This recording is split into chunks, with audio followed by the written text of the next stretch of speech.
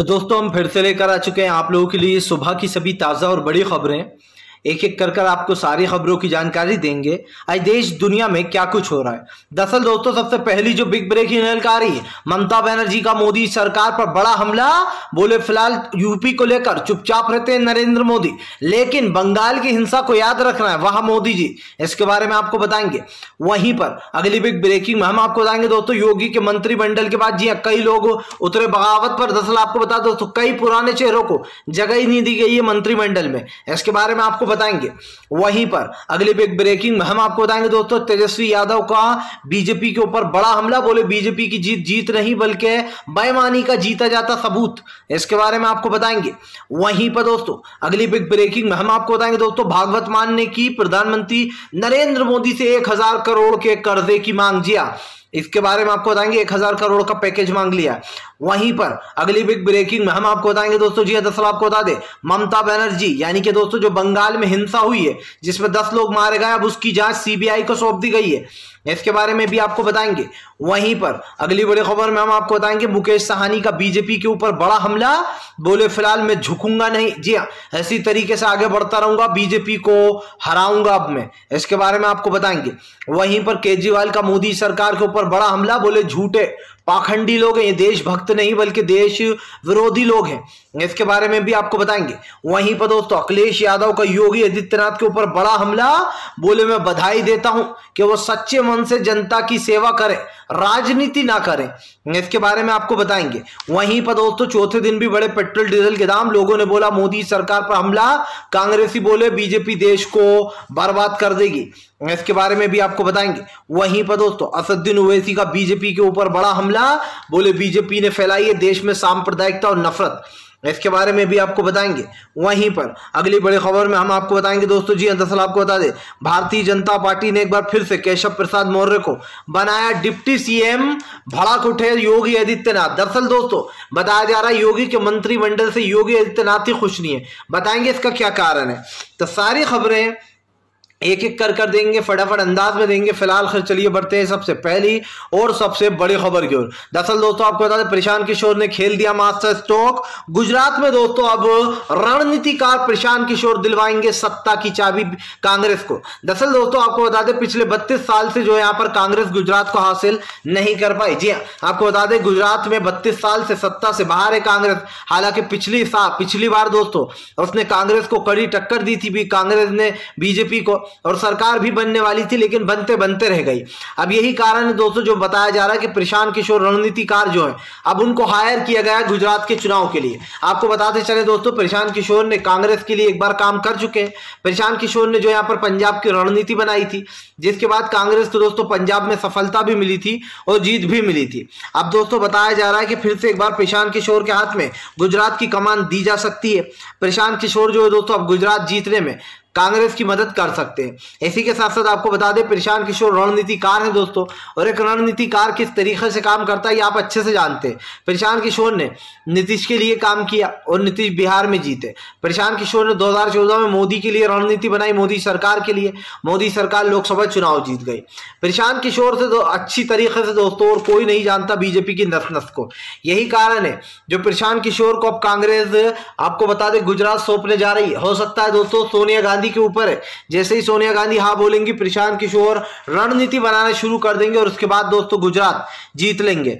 यानी कि साफ है मकसद कि प्रशांत किशोर के साथ एक बार फिर से कांग्रेस काम कर सकती है। चलिए बढ़ते हैं एक और अगली बिग ब्रेकिंग की तरफ। बता दोस्तों अगली जो बड़ी खबर निकल कर आ रही है दरअसल दोस्तों आपका भारतीय जनता पार्टी के ऊपर बरसी ममता बनर्जी। बोले फिलहाल बंगाल की घटनाएं के लिए पीएम नरेंद्र मोदी बोलने आ गए, लेकिन उत्तर प्रदेश की घटनाएं दिखाई नहीं देती। वाह मोदी जी वाह, क्या मास्टर स्ट्रोक है। जी हाँ दरअसल दोस्तों टीएमसी ने मोदी सरकार पर तंज कसा। बोले फिलहाल इनको उत्तर प्रदेश की घटनाएं नहीं दिखाई देती लेकिन बंगाल की घटना फौरन दिखाई दे गई। इसके ऊपर दोस्तों आपको बता दें जो डेरेक ओब्रा है उन्होंने तंज कसते हुए कहा वाह मोदी जी वाह, क्या मास्टर स्ट्रोक है।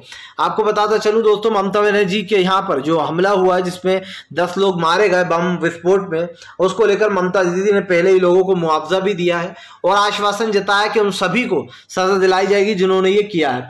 वहीं दूसरी तरफ दोस्तों आपको बता दें बीजेपी इस पर जबरदस्त तरीके से राजनीति कर रही है, वो जानबूझकर घेरने की फिराक में। लेकिन लेकिन दोस्तों यहाँ पर जो हो रहा है वो साफ दिखाई दे रहा है। भारतीय जनता पार्टी को दोस्तों एक बड़ा झटका यहाँ पर लगता हुआ नजर आ रहा है। इस झटके का कारण एक ये भी है दोस्तों, क्योंकि इस वक्त देश में जो सांप्रदायिकता और जो नफरत फैल रही है ये आपके सामने है। अब इसको लेकर दोस्तों आपको बता दें, भारतीय जनता पार्टी को एक बड़ा झटका लगता हुआ यहाँ पर नजर आ रहा है, क्योंकि दीदी ने मोर्चा खोल दिया है। दीदी ने कहा कि जो लोग उत्तर प्रदेश की घटनाओं पर चुप बैठे रहते हैं अब वो हमें ज्ञान बांट रहे हैं। जी हाँ, और ये ज्ञान भी कौन दे रहा है दोस्तों? इस देश का प्रधानमंत्री नरेंद्र मोदी, जो कि दोस्तों खुद उत्तर प्रदेश की कानून व्यवस्था कैसी है और कैसे आए दिन दोस्तों वहां पर रेप हो जाते हैं, मर्डर हो जाते हैं, बच्चियों के साथ घटनाएं कर दी जाती हैं, और उसके बाद भी हमारे देश के प्रधानमंत्री चुपचाप रहते हैं। तो क्या दोस्तों ये कहना गलत नहीं होगा कि देश के प्रधानमंत्री ने देश को बेचने का काम किया है? फिलहाल यहाँ पर यह तो साफ हो जाता है कि टीएमसी और बीजेपी में 36 का आंकड़ा है, और यह भी साफ हो जाता है कि ममता बनर्जी के आगे बीजेपी पूरी तरीके से फीकी पड़ चुकी है। चलिए बढ़ते हैं एक और अगली बिग ब्रेकिंग की तरफ। बता दोस्तों अगली जो बड़ी खबर निकल कर आ रही है, दरअसल दोस्तों आपको बता दें भारतीय जनता पार्टी को पड़ेगा दोस्तों बड़ा झटका। आपको बता दें मंत्रिमंडल के बाद दोस्तों बीजेपी में पड़ी फूट। दरअसल दोस्तों कल था शपथ का मौका। उत्तर प्रदेश में योगी आदित्यनाथ की दोस्तों शपथ ली गई। सब लोगों ने एक एक कर शपथ ली। इसमें कई नए चेहरों को दोस्तों शामिल किया गया और पुरानों को उठाकर बाहर का रास्ता दिखा दिया गया है। लेकिन इसमें जो सिमिलर नाम रहे वो था केशव प्रसाद मौर्य, जिनको वापस से दोबारा से डिप्टी सीएम बनाया गया। और भी कई नाम थे दोस्तों जो कि सामने निकल कर आए। अब दोस्तों ये पूरा का पूरा शपथ ग्रहण में क्या हुआ है मैं आपको समझाता हूं। दरअसल दोस्तों भले ही योगी आदित्यनाथ चुनाव जीत गए किसी तरीके से, लेकिन दोस्तों बीजेपी ने सरकार अपनी बनाई है। योगी के करीबियों को, खास कर दोस्तों बहुत सारे जो करीबी हैं योगी आदित्यनाथ को उनको मंत्रिमंडल में जगह ही नहीं दी गई है। और यही कारण दोस्तों जो योगी आदित्यनाथ के जो आसपास के मंत्री हैं अब वो भड़क गए। आपको बता दें बीजेपी ने मंत्रिमंडल में उन लोगों को जगह दी जो कि बीजेपी के खास है, जी हाँ, और दिग्गज है। और यही कारण है दोस्तों जो अब की बार उत्तर प्रदेश में जो मंत्रिमंडल का विस्तार हुआ है उसमें ऐसा लग रहा है कि नरेंद्र मोदी और गृह मंत्री अमित शाह का दिमाग है, क्योंकि योगी आदित्यनाथ के पक्षकार इसमें एक भी नजर नहीं आ रहा है। एक दो चंद लोग ही हैं जो कि पहले भी थे, लेकिन केशव प्रसाद मौर्य को दोबारा डिप्टी सीएम बनाना दोस्तों ये योगी के दिमाग से ऊपर जा रही है ये बात, क्योंकि केशव प्रसाद मौर्य हार गए थे और उसके बावजूद भी दोस्तों सिरातू से हार के बाद भी उनको दोबारा से डिप्टी सीएम का पद दिया गया है। और यही कारण है दोस्तों जो अब लोग भड़कते हुए नजर आ रहा है, खास कर वो लोग जो योगी आदित्यनाथ के करीबी माने जाते हैं। यानी कि दोस्तों मंत्रिमंडल तो बन गया, लेकिन अब जो अंदरूनी कला मची है मंत्रिमंडल में वो देखने लायक होगी। भले ही संजय निशांत को मंत्रिमंडल का पद मिल गया हो, लेकिन आने वाले समय में इनको भारी पड़ने वाला है। और इसीलिए देश की जनता देख रही है कि ये मंत्रिमंडल के विस्तार के बाद भी बीजेपी में भयंकर फूट पड़ेगी। चलिए बढ़ते हैं एक और अगली बिग ब्रेकिंग की तरफ। बता दोस्तों अगली जो बड़ी खबर निकल कर आ रही है, अखिलेश यादव दोस्तों नहीं हुए शामिल शपथ समारोह में। अखिलेश यादव ने ट्विटर से दी बधाई का तंज। जी हाँ दोस्तों, अखिलेश यादव इन दिनों शपथ ले रहे हैं। अखिलेश यादव ने शपथ ली है कि वो इस देश को बचाएंगे, इस देश की जनता को सुरक्षित करेंगे। अब आपको बताता चलूं दोस्तों, योगी आदित्यनाथ ने अभी हाल ही में शपथ लिए। शपथ के चलते दोस्तों अखिलेश ने एक ट्वीट किया। ट्वीट में अखिलेश यादव ने योगी सरकार के ऊपर तंज कसा। अखिलेश ने कहा कि मैं बधाई देता हूं योगी आदित्यनाथ और उन सभी को जिन्होंने मंत्री पद की शपथ ली। लेकिन दोस्तों यहां पर अखिलेश ने तंज कसा कि हम इसलिए बधाई देना है कि ये सरकार जनता के लिए काम करे, सिर्फ दिखावा ना करे, जनता के लिए सच में कुछ कर कर दिखाए। अखिलेश यादव ने दोस्तों यहां पर भी अपना मास्टर स्ट्रोक खेल दिया। जाहिर सी बात है दोस्तों अखिलेश यादव बीजेपी को अच्छे से भाप चुके।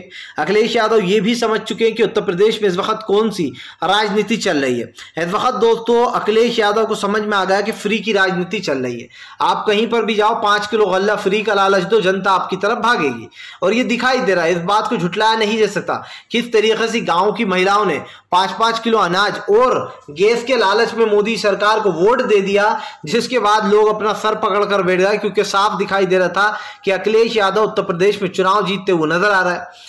लेकिन जब महिलाओं के भाषण सुने हमने, जब महिलाओं ने, गांव वाली महिलाओं ने कहा कि भैया हमने तो इसलिए दिया वोट क्योंकि हमें अनाज मिल लिया बढ़िया और हमें गैस भी मिल रही है। अब आप बताइए, गैस की टंकी 1000 से ऊपर कर दी सरकार ने, और जो महिलाएं हैं वो कह रही हमें योगी सरकार गैस दे रही थी। अब कहाँ है वो गैस? पूछे जरा इन सरकार से, कहाँ है वो अनाज? दोस्तों 5-5, 6-6 किलो अनाज देकर इनको लगता है कि सारी मुसीबत दूर हो जाएंगी। सबसे बड़ी मूर्ख दोस्तों जनता बन रही है, क्योंकि इससे पहले दोस्तों जनता कभी भी, आप समझिए, हिंदू मुसलमान ये सब कुछ नहीं करा करती थी। लेकिन जब से कांग्रेस सत्ता से गई है दोस्तों 2014 से, ऐसा लग रहा है कि बीजेपी ने देश में एक नफरत का एजेंडा चला रखा है। जहां जाओ वहां हिंदू मुसलमान दोस्तों, जहां जाओ वहां नफरत की बातें। ऐसा लगता है कभी कभी तो न्यूज़ देखने आप बैठोगे कि चैनल को बंद कर भाग जाओ। और यही कारण दोस्तों जो ज़्यादा से ज़्यादा लोग मेनस्ट्रीम मीडिया को छोड़कर हमारे जैसे सही पत्रकारों के साथ जुड़ चुके हैं, क्योंकि वो जानते हैं कि आप सच्चाई सिर्फ यूट्यूब पर ही मिलेगी, आपको सोशल मीडिया पर ही मिलेगी। आपको जिस तरीके से बीजेपी झूठ फैला रही है, इस झूठ पे भी दोस्तों चंद पत्रकार ही बचे हैं जो अब आप तक सच पहुंचाने का काम करते हैं। और इसीलिए हम आपसे बार बार कहते हैं कि आप लोग हमें सपोर्ट करें। मेरा दूसरा न्यूज़ चैनल डीएम न्यूज़ दोस्तों, उसको ज़रूर सब्सक्राइब करें। जी हाँ, टाइप करें डीएम और आगे लिख दें न्यूज़। अगर आप चाहें तो दोस्तों जो यहाँ पर कम्युनिटी में भी जा सकते हैं, वहां पर मैंने पोस्ट कर रखे हैं। उस कम्युनिटी पर क्लिक कर आप मेरे दूसरे चैनल पर जाकर उसको सब्सक्राइब कर लीजिए, क्योंकि कुछ खबरें होती हैं दिन भर की जो मैं वहां पर डालता हूं, जिससे कि आप जुड़े रहेंगे। चलिए बढ़ते हैं एक और अगली बिग ब्रेकिंग की तरफ। बता दोस्तों अगली जो बड़ी खबर निकल कर आ रही थी। दरअसल दोस्तों आपको बता, चौथे दिन भी हुआ पेट्रोल डीजल के दाम महंगे हैं। कांग्रेस ने बोला मोदी सरकार पर जमकर हमला। दरअसल दोस्तों लगता है अब देश महंगाई और गरीबी में डूबकर एक दिन सांसें ले लेकर मर जाएगा। जी हाँ दोस्तों, अब देश की सांसें धीरे धीरे कर हिलने लगी है और ये सब कुछ हो रहा है मोदी सरकार के नेतृत्व में। आप अच्छे से जानते हैं दोस्तों इस वक्त देश की स्थिति क्या है। अगर प्रधानमंत्री ये कहते हैं कि सब कुछ चंगा सी, तो समझिए देश किस परिस्थितियों से गुजर रहा है। प्रधानमंत्री नरेंद्र मोदी के जो झूठ है दोस्तों वो आपके सामने है। आज जो देश में हो रहा है वो आपके सामने है। प्रधानमंत्री बड़ी बड़ी बातें करते हैं, बड़े बड़े दावे करते हैं दोस्तों, लेकिन इस देश की सच्चाई क्या है ये आप भी जानते हैं। आज प्रधानमंत्री के चक्कर में देश पूरी तरीके से बर्बाद हो गया है। आप समझिए पेट्रोल डीजल में लगातार दाम बढ़ना ये इस बात का सबूत हो जाता है दोस्तों कि प्रधानमंत्री नरेंद्र मोदी को देश से कुछ लेना देना नहीं है। और यही कारण है दोस्तों जो प्रधानमंत्री की इस चाल के चलते भाजपा को एक बड़ा झटका भी लगेगा, क्योंकि आने वाले समय में जो देश की जनता है वो बीजेपी को जबरदस्त तरीके से ट्रोल करेगी और बीजेपी को एक झटका भी देगी। फिलहाल तो यह है कि अब भारतीय जनता पार्टी जनता को वापस से मनाने में लगेगी दोस्तों, क्योंकि लोकसभा चुनाव आएंगे। लोकसभा से पहले दोस्तों आप जानते हैं हिमाचल प्रदेश और गुजरात में चुनाव आएंगे और बीजेपी बहुत ही शातिर है। उसे पता है कि अगर उसको जनता को मनाना है तो उसे कुछ तो करना होगा, और वही दोस्तों बीजेपी कर रही है। बीजेपी एक चीज अच्छे से जानती है कि उस लोगों की किस तरीके से जो यहाँ पर वोटों की जरूरत पड़ती है। इसीलिए दोस्तों बेवकूफ बनाना जनता को ये बीजेपी का काम हो चुका है, और आप भी अच्छे से जानते हैं कि बीजेपी ये सब कुछ क्यों कर रही है। फिलहाल खैर चलिए हम बढ़ते हैं दोस्तों एक और अगली बिग ब्रेकिंग की तरफ। बता दोस्तों अगली जो बड़ी खबर निकल कर आ रही, तेजस्वी यादव का मास्टर स्ट्रोक। सारे यादवों को दोस्तों तेजस्वी यादव कर रहे हैं अपने पाले में। जी हाँ, दरअसल दोस्तों आपको बता दें भारतीय जनता पार्टी और नीतीश को बड़ा झटका देते हुए नजर आ रहे हैं तेजस्वी यादव। आपको बताता चलूं दोस्तों तेजस्वी यादव ने जो है यहाँ पर अपनी पार्टी में सबसे पहले तो जो है यहाँ पर एक के बाद एक जो है यादव को अपनी पार्टी में करना शुरू किया। सबसे पहले शरद यादव को उन्होंने अपनी पार्टी में लिया, अब देवेंद्र यादव को भी दोस्तों जो है तेजस्वी ने अपनी पार्टी में ले लिया। और इसका सीधा मतलब आप समझिए दोस्तों कि बीजेपी को एक बड़ा झटका यहां पर लगता हुआ नजर आ रहा है, क्योंकि साफ दिखाई दे रहा है कि उत्तर प्रदेश की जो जनता है वो अब बीजेपी से ऊब चुकी है। और यही कारण है जो दोस्तों बीजेपी जबरदस्त तरीके से अब ट्रोल होने वाली है, क्योंकि भारतीय जनता पार्टी को एक बड़ा झटका यहां पर कह सकते हैं लगने वाला है। क्योंकि जब बिहार में सरकार गिरेगी तो आप समझ सकते हैं दोस्तों कि फिलहाल क्या होने वाला है। सरकार गिरने के बाद बीजेपी की कोई पक्षकारिता नहीं रह जाएगी,